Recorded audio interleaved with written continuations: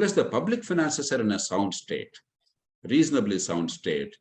You can kiss the economic growth prospects goodbye. I believe, and I'm saying it with utmost sincerity, I'm not prone to exaggeration or hyperbole. Some of these steps taken in some states, which might spread to the rest of the country, are the most important proximate danger to the growth prospects of India for the next generation or more. And if we now miss this opportunity, certainly during my lifetime, I don't see any realistic hope of significant improvement in Indian politics or society or economy. So I think this danger that we're facing, which is very imminent, must be addressed fairly and squarely and quickly. Now, with that, let's go into the slides. I have sent to Sudhakar Garu a few slides. We will go through these slides so that things become a little clearer. I'll quickly run through them. May I have the first slide, Sudhakar Garu? Subnational fiscal management. Yeah. You can see the red boxes there. Revenue deficits. Now, I'm sure everybody is familiar, but for those who are a little unfamiliar, basically revenue deficit means even to run the government on a normal plane without any investments or building a future or creating assets, you are forced to borrow money. Now, any household that borrows money to run its day-to-day household affairs is obviously in danger.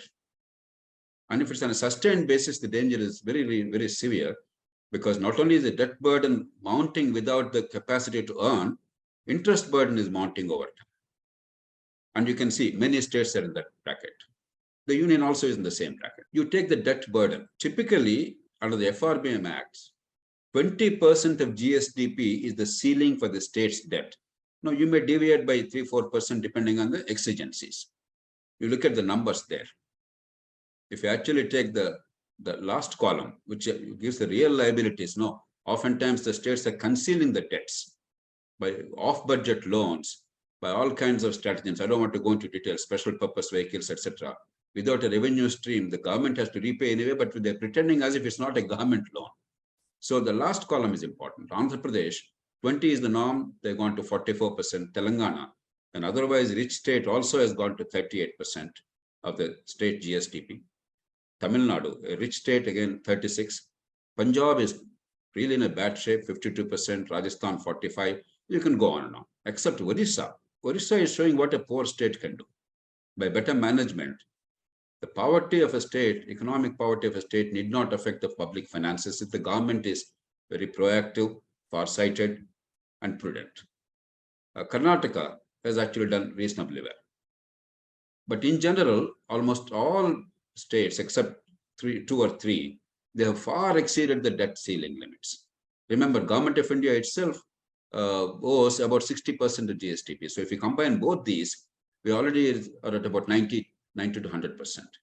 And just to give you a sense of the big picture, if you have nearly 100% of GSDP as the total debt of the governments, union and states put together, even at 7 or 8% average interest rate, you have to spend 8% of GSDP only on interest payments. Now, that's a huge amount for India, because please remember, I want you to at least look at the big numbers. The tax GDP ratio of India, the revenues of the governments at all levels put together in India, is roughly about 19%.